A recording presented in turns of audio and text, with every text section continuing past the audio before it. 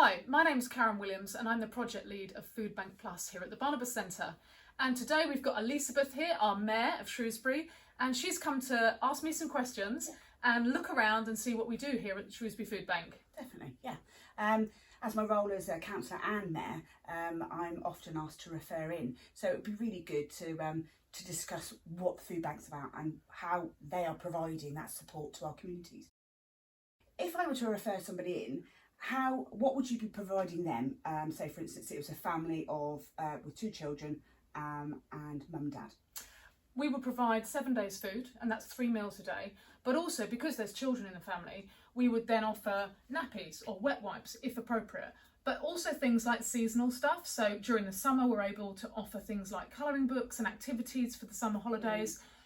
In the autumn, we would offer different things. And then obviously at Christmas, we have our huge Christmas campaign, which is when we offer gifts and things in our Christmas hampers. Mm-hmm. So what we do is we make the parcel appropriate for every single different household.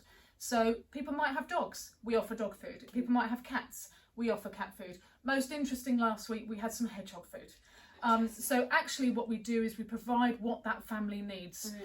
We offer gluten-free. We can offer vegetarian or vegan parcels as well. So it's not just about a bunch of beans placed in a bag. Brilliant, that's really good that you can adapt. And I noticed you've also got fresh food, which is really important, especially for our kids, ensuring that they've got enough vitamin intake. Yeah, so the food we offer actually is a balanced diet. It's what regular families just cook with. It's things like pasta and rice and potatoes, but we use fresh potatoes. And where we can, we try and use fresh fruit and veg, and enough for the whole family for the week. Brilliant. Yeah. So what kind of people come or need to be referred in?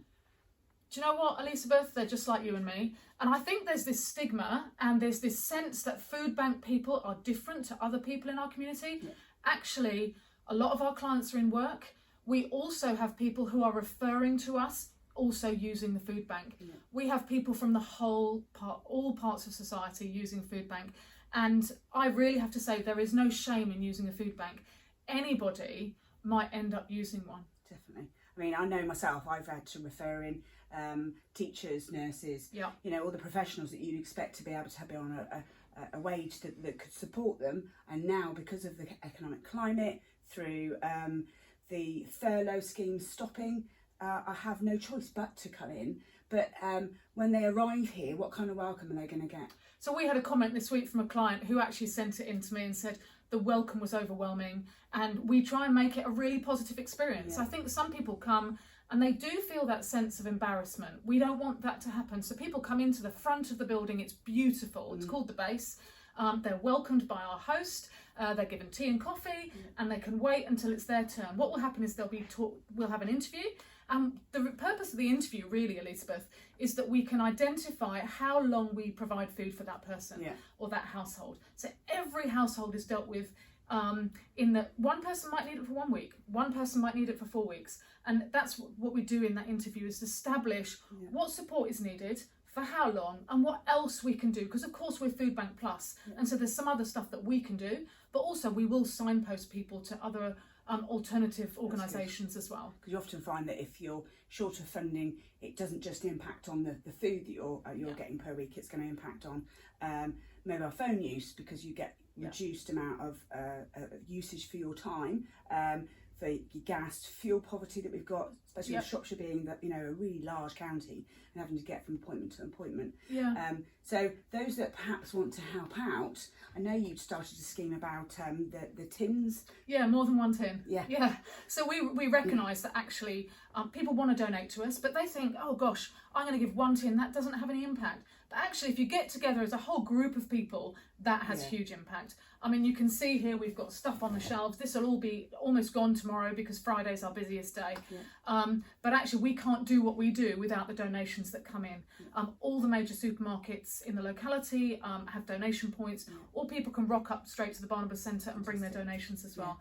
But also, we've got that ethos of serving our community. The more than 1 tin ethos is working together as communities to support community. And that's exactly what my year as mayor is about, putting our communities together. And there is no shame whatsoever in anybody, say for instance living in Port Hill or living in Dibbington, living in Coton Hill, to coming to need to use a food bank. Yeah. We're all supporting each other, and that's what it's the old Second World War feeling, isn't it? Where we're pulling together again, like the first part of the pandemic, where we pulled together and we supported each other, knowing that we could help our, you know, our other our families in Shrewsbury, children, adults, older people. So again, we can refer in for those that are older, and someone like myself, one of our counsellors can pick up and deliver to them, which is what I did during the pandemic. Yeah.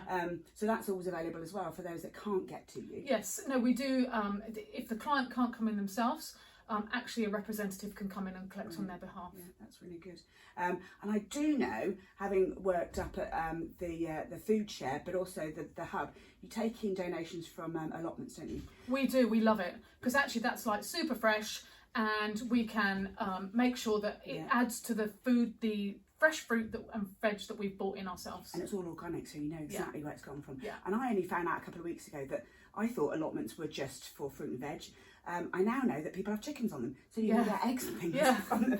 So this is a fantastic service and support. So if we can support in, we can then help others that are needing our help at the moment. And as a community, that's a fantastic thing that we can do to help each other. And the key thing is, you may never meet that person that you're supporting, but you know that actually, and you maybe trust us to actually support those in our community. Yeah. Thank you for coming in today. Thank you very much for inviting me.